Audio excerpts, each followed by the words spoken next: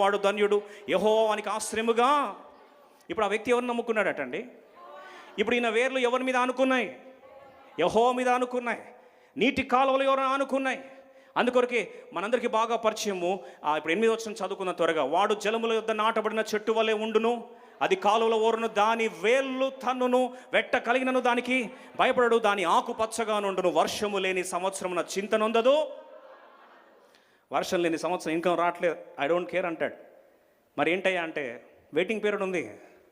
ఆ వెయిటింగ్ పీరియడ్లో డ్రై ఫేజే, అయినా పర్లేదు వెయిట్ చేస్తా. దేవుడు ఏం చేస్తాడు? ఒక్కసారి దేవుడు ద్వారాలు తెరుస్తే ఇంకెవరు దాన్ని ముయ్యలేరు. నా ధైర్యం, నా నమ్ముకుని ఎవరిని? నా ఆశ్రయం ఎవరు? నా దేవుడు. యెహోవాను నమ్ముకున్న వాడెవరు? ధన్యుడు. అది జరగలేదా? నిజంగా చూడండి, ఆ యోసేపు జీవితంలో గమనించినట్లయితే యోసేపు గురించి తండ్రి అంటాడు, యోసేపు ఫలించడి కొమ్మ. రెమ్మలు దాటి ఏం చేస్తాయి? వెళ్ళిపోతాయి. అంత దేశాలు వ్యాప్తి చెంది ప్రపంచాన్ని శాసించే వ్యక్తిగా ఎందుకు వచ్చాడంటే ఆయన వేర్లు తన్నే అనుభవంలో ఉన్నాడు. ఆ వేర్లు తన్ని అనుభవంలో ఉన్న ఆ యొక్క యోసేపు జీవితంలో వేర్లు తన్ని శ్రమ వస్తుందా వేరుదంతా ఉన్నాడు, శ్రమ వస్తుందా వేరుదంతున్నాడు, శ్రమ వస్తుందా వేరుదంతున్నాడు, గాలి తుఫాన్లు వస్తున్నాయా వేర్లు తంతా ఉన్నాడు. అందుకొరకే 105వ కీర్తన 17, 18, 19 త్వరగా చదువుకుందాం. ప్రభుని ఆరాధిస్తాం. Psalm 105 verses 17 and 18 త్వరగా చదువుకుందాం. 17, 18. వారికంటే ముందుగా ఆయన ఒకరిని పంపెను, యోసేపు దాసుడిగా అమ్మబడెను. చూడండి, వాగ్దానం ఉంది బిడ్డకి. ఈ యొక్క వ్యక్తి జీవితంలో అనుకున్నది వాగ్దానాలన్నీ కూడా మిగతా సహోదరులందరూ కూడా వచ్చి నీకు నమస్కారం చేస్తారంటే ఆ సహోదరులే తీసుకెళ్ళి 17 సంవత్సరాల వయసులో ఏం చేశారు? అమ్మేశారు. మరి వాగ్దానం నెరవేరిందా? వాస్తవంగా చెప్పాలంటే వాగ్దానానికి భిన్నంగా పరిస్థితులు జరుగుతున్నాయి. కానీ ఈ వ్యక్తి యొక్క వేర్లు ఏమవుతున్నాయండి? లోతుకి తంతా ఉన్నాడు. యూదా వంశం యొక్క ప్రశస్తత ఏంటంటే శేషించిన వారు వేర్లు తన్ని మీదికి ఎదిగి వాళ్ళు ఏం చేస్తారు? ఫలిస్తారు. ఆత్మీయ జీవితం ఇంతే. శ్రమ వచ్చిందా వేరు తంతావు, మీదకి ఎదుగుతావు, ఫలిస్తావు. ఖర్జూరపు చెట్టు వలె మోవో వేస్తావు. ఆ మోవ వేసిన వ్యక్తి అక్కడ బైబిల్ రాసిన మాట కీర్తనకాడు గురించి, యోసేపు గురించి 105వ కీర్తన 17లో వచ్చింది. ఆయన తీసుకెళ్ళి ఏం చేశారంటే దాసుడిగా, అరే యజమానుడు అవుతాడు, అందరూ వచ్చి సలాం చేస్తారంటే ఈయన మాత్రం జీవితంలో ఏమవుతున్నాడు? దాసుడికి అమ్మివేయబడ్డాడు. ఇదే మన జీవితంలో కాన్ఫ్లిక్ట్ కాదా? వాగ్దానం ఒకటి జరిగేది, ఇంకొకటి దేవుడు చెప్పింది ఒకటి కళ్ళ ముందు జరిగేది, ఇంకొకటి కన్ఫ్యూజన్లోకి వెళ్ళిపోయి ఇదంతా వేస్ట్ అని అనుకుంటే ఆ వ్యక్తి ఖర్జూరపు వృక్షము కాడు, ముళ్ళ తుప్పు అవుతాడు. అర్థమైందండి? ఖర్జూర వృక్షం ఏం చేస్తుంది తెలుసా?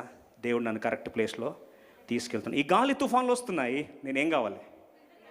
వేర్లు తన్నాలి. వేర్లు అంటే దేవుని మీద ఇంకా నేను ఆనుకోవాలి, ఇంకా నేను దేవుని యందు విశ్వాసం ఉంచాలి. విశ్వసించువాడు కలవర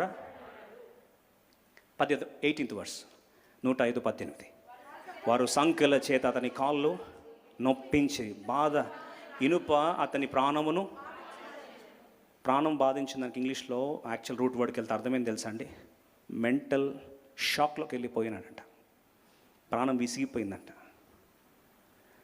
అయినా సరే ఎప్పుడు కూడా సనిగిన వ్యక్తి కాదు, గొనిగిన వ్యక్తి కాదు. నా దేవుడు నాకు అన్యాయం చేశాడని ఎప్పుడు కూడా చెప్పలే. 19, అతడు చెప్పిన సంగతి నెరవేరు వరకు యెహోవా వాక్కు అతన్ని పరిశోధించు. ఇంగ్లీష్ బైబిల్లో రాస్తుంది, the Lord's word tested him.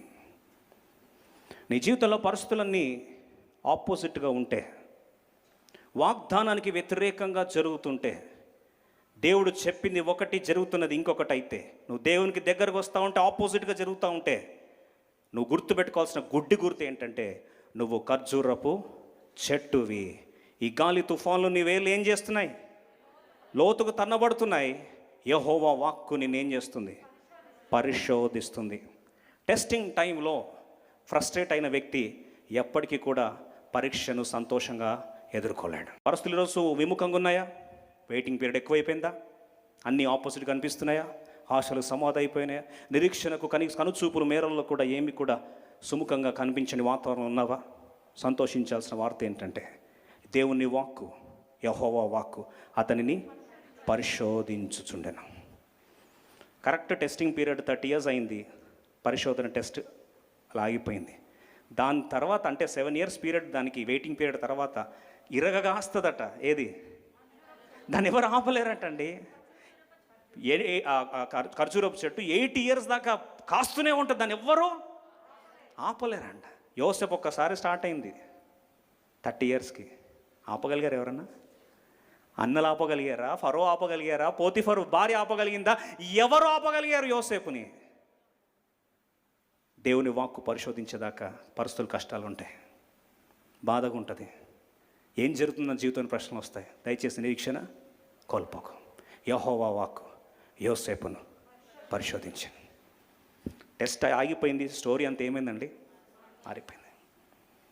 మనకు కావాల్సింది నీతిమంతుడు ఖర్జూరపు వృక్షం వల్లే యెహోవాను నమ్ముకొనివాడు వెట్ట కలిగినా సరే చింత. ఈరోజు చింత నిన్ను ఆపకూడదు ప్రియ సోదరి సోదర. అట్లాంటి వ్యక్తి ఏం చేస్తారో తెలుసా అండి? ఖర్జూరపు వృక్షము నీతిమంతుడు ఏం చేస్తారో తెలుసా? బాధకరమైన పరిస్థితులు, క్లిష్టమైన పరిస్థితులను వెళ్తున్నవాడు. 92వ కీర్తన 14-15 వచనాలు చదువుకుందాం. దేవుణ్ణి మనస్ఫూర్తిగా ఆరాధిస్తూ ఆరాధనలు ప్రవేశిస్తాం. అందరం కలిసి చదువుదామండి. యెహోవా మందిరములో నాటబడిన వాడే దేవుని ఆవరణంలో వర్ధిల్లుదురు. నాకు ఆశ్రయదుర్గమైన యెహోవా యథార్థవంతుడనియు ఆయనందు ఏ చెడుతనము లేదనియు ప్రసిద్ధి చేయుటకై వారు ముసలితనమందు ఇంకా చిగురు పెట్టుచుందరు. సారము కలిగి పచ్చగా. ఆ ఖర్జూర వృక్షం అంట దేవుని మందిరం నాటబడి ఇంకా బ్రతుకున్నావు. ఖర్జూర వృక్షమా ఏం చేసుకోవడానికి అంటే ఒకటే మాట అంటది, నేను బ్రతికింది ఏం తెలుసా? నేను బ్రతికింది ఏం తెలుసా అని. ఎడారిలో ఉన్నావు నువ్వు. ఖర్జూర వృక్షంతో ఇంటర్వ్యూ చేద్దాం. ఒకసారి వృక్షం పెట్టండి. అది ఏంటి? ఖర్జూర వృక్షమా? ముసలిదాని అయినావు. నిజంగా ముసలి 8 ఇయర్స్ అనుకోండి. దాంట్లో ఉంది స్క్రీన్ చూపించండి. 8 ఇయర్స్ ఉన్నావు నువ్వు. నిన్ను తీసుకెళ్ళి దేవుడు ఎక్కడ పడేశాడు? త్వరగా చెప్పనండి. ఎడారిలో పడేశాడు. కనీసం మిగతా చెట్ల నీడ కూడా నీకు లేదు. పెరిగిపోయినావు. ఎన్ని సంవత్సరాలు అయింది? 8 ఇయర్స్ బ్రతికావు. నీ ముఖం చూస్తే ఆకారం బాగలేదు. నీ జీవితంలో ప్రతిరోజు లేస్తే టెంపరేచర్ ఎక్కువ ఉంటుంది, పడుకుంటే చలి ఎక్కువ ఉంటుంది. నీకు సంతోషం చక్కగా లేదు, బాధ చక్కగా లేదు. అన్నీ ఉల్టా ఉన్నాయి. అన్నీ ఎక్స్ట్రీమ్సే. నీ జీవితంలో అంతా గాలి తుఫాన్లే. ఇట్లా గాలి వచ్చిన ప్రతిసారి నీకు బాధ అనిపించదా? ఓ ఖర్జూర వృక్షమా అంటే ఏమంటుంది అది? ఓ తెలియలేని ఓ వృక్షమా? ఖర్జూర వృక్షమైన నేను బై డిఫాల్ట్ నా మ్యానుఫ్యాక్చరింగ్, నా వంశం ఏందో తెలుసుకోవాలి. ఏం వంశం నువ్వు అంటే నాది స్తుతి వంశం అని. స్తుతి వంశం అంటే ఏముంటుంది సిస్టర్ అంటే, ఈ తుఫాన్ వస్తే ఎంత గాలి వస్తే నా వేళ్ళు అంత లోతు అవుతుంది. అందుకొరకు ఈ సునామీ తట్టుకొని ఏం చేశా? నిలబడ్డా. హుద్హుద్లో మీరు అందరు కొట్టుకపోయారు, నేను ఒక్కడిని బతుకున్నా. అర్థమేలా చేయొద్దండి. ఇంకో మాట అన్నావు అనుకో, ఇన్ని సంవత్సరాలు కూర్చొని ఏం చేయడానికి నువ్వు అంటే, అప్పుడు అంటది 8 ఇయర్స్ కూడా ఏమి ఇస్తున్నా? 220 కిలోస్ పౌండ్స్ ఏమి ఇస్తున్నా? ఫలాలు ఇస్తున్నా. నీ బతుకులు నువ్వేం చేస్తున్నావు అంటే, ఆవిడ లేదమ్మా మరి కూర్చొని ఎందుకు నువ్వు చేసేది ఇదంతా అంటే, నా బతికిందే ఒకటే సాక్ష్యం చెప్తాను. ఏం సాక్ష్యం చెప్తావు? నీ దేవుడు నీకు గాలి అనుమతించాడని చెప్తావా? నీ దేవుడు తుఫాన్లు అనుమతించాడని చెప్తావా? నీ దేవుడు నీకు బాధలు అనుమతించాడని చెప్తావా? నీ దేవుడు ఈ యొక్క ఉష్ణోగ్రతలు ఇష్టం వచ్చినట్టు ఆడుకున్నాడు ఎమోషన్స్తోని అని చెప్తావా అంటే, అప్పుడు ఆ ఖర్జూర వృక్షం అంటది, నా సర్వశక్తుడు దుష్కార్యము చేయుట అసంభవమని ప్రసిద్ధి చేయడానికి బ్రతుకుతున్నాను. అంటే ప్రసిద్ధి అంటే ఏంది అని? ఫేమస్ చేస్తాను. అమ్మ నువ్వు ఫేమస్ చేస్తావా అంటే, అవును ఫేమస్ చేస్తాను. అంటే ఎట్లా ఫేమస్ చేస్తావు నువ్వు అంటే, ఎవరైనా నా దగ్గరకు వచ్చి ఎందుకు బతుకుతున్నావు నువ్వు అంటే ఒకటే చెప్తా, నా దేవుడు దుష్కార్యము చేయుట. 10 వచనం చదువుతాం, ప్రభుని ఆరాధిస్తాం. 10 వచనం చదువుతాం, ఆరాధిస్తాం. వారు ముసలితనమందు ఇంకా చిగురు పెట్టుదురు, సారము కలిగి. 92:14 నాకు ఆశ్రయదుర్గమైన యెహోవా యథార్థవంతుడనియు ఆయనందు ఏ చెడుతనము లేదని ప్రసిద్ధి చేటకి. ఎందుకు బ్రతికావు ఓ ఖర్జూర వృక్షమా ఇన్ని సంవత్సరాలు అంటే ఒకటే మాట అంటే, నేను కంఠం ఊపిరి పీల్చుకుంటున్నది ఏంటంటే, నా దేవునిలో దుష్కార్యము లేదని, ప్రపంచము దిక్కులు పిక్కటి లేదట్టు ప్రసిద్ధి చేస్తా. గొంతు జించుకున్న అరుస్తాను. గొంతు పోతే ఏం చేస్తాను అంటే షేర్లు చేస్తాను. షేర్లు ఏం కొడతాను? ఊరుకున్న పురాణం రిలీజ్ చేస్తాను. గత సంవత్సరాల్లో మనకు ఒక క్యాప్షన్, లైఫ్ టెంపుల్ అంటే అంతానా మేలుకే. 1 ఇయర్ దాకా దేవుడు తీసుకొచ్చి, ఇప్పుడు నెక్స్ట్ మనం ఇంకోటి ప్రసిద్ధి చేయాలి. ఊరుకో నా ప్రాణమా. ఏంటి దేవుడు అన్యాయం చేశాడంటే, సర్వశక్తుడు దుష్కార్యము చేయుట అసంభవం అని ప్రసిద్ధి చేయడానికే ఖర్జూర వృక్షం వల్ల ఇంకా బ్రతికున్నాను. ఎందుకు దేవుని ఆయుష్కాలం పొడిగించంటే, ఇంకా దేవుని ప్రసిద్ధి I will make him even more famous that my God never commits a mistake. దేవుడు అన్యాయం చేయుట అసంభవం. ఆ ఖర్జూర వృక్షం వల్లే దేవుని ఆరాధించినట్లు అందరూ లేచి నిలబడదాం, ప్రభుని ఆరాధిస్తాం. ఏన్షియంట్ థింగ్స్, యూదా వంశీకులు, దే ఆర్ ద వర్షిపర్స్. ఎందుకంటే వారు ఈ అనుభవం నుండి వెళ్ళారు, దేవుణ్ణి ఆరాధించారు. అందరం కలిసి ప్రభుని ప్రసిద్ధి చేయుటకై, సర్వశక్తుడు దుష్కార్యము చేయుట అసంభవం.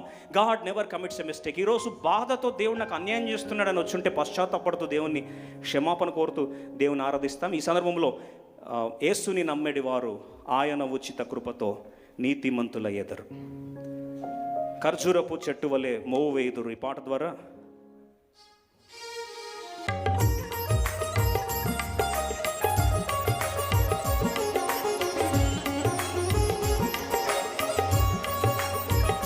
సియోను పాటల పుస్తకం నుండి సాంగ్ నెంబర్ 480. యేసుని నమ్మెడి వారు ఆయన ఉచిత కృపతో నీతిమంతులయ్యెదరు.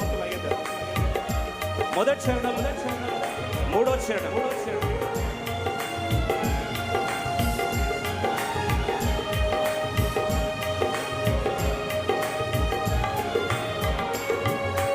యేసుని నమ్మెడి వారు ఆయన ఉచిత కృపతో నీతిమంతులయ్యెదరు.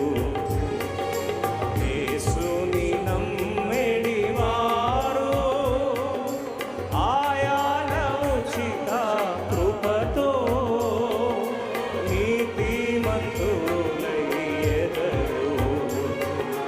యేసుని నమ్మెడి వారు.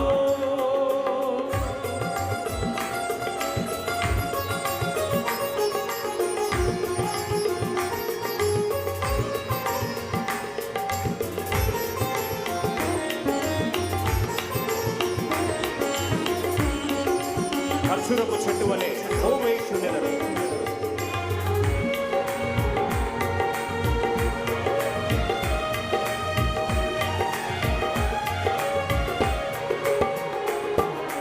ఖర్జూరపు చెట్టు వలె మోవు వేయుచుండెదరు.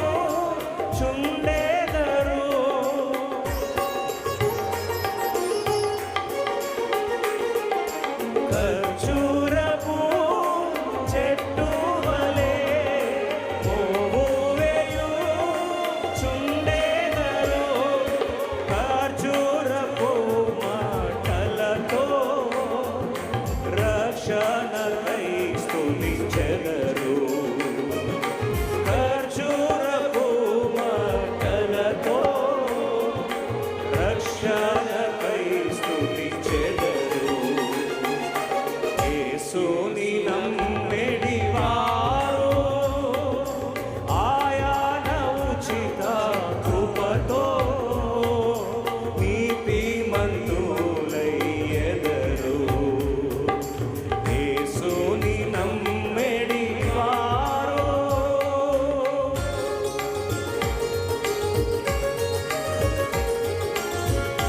యెహోవా మందిరములో నాటబడి ఉండెదరు. మూడో చరణం. సహనముతో నిలిచి కదలక స్థిరమై ఉండేదరు.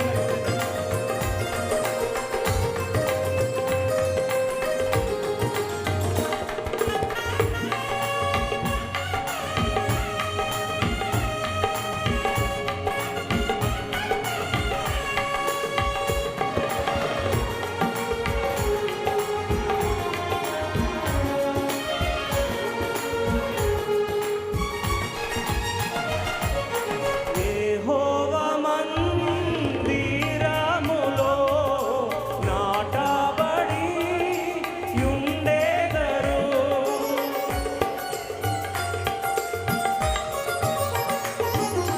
యెహోవా మందిరములో నాటబడి ఉండెదరు. సహన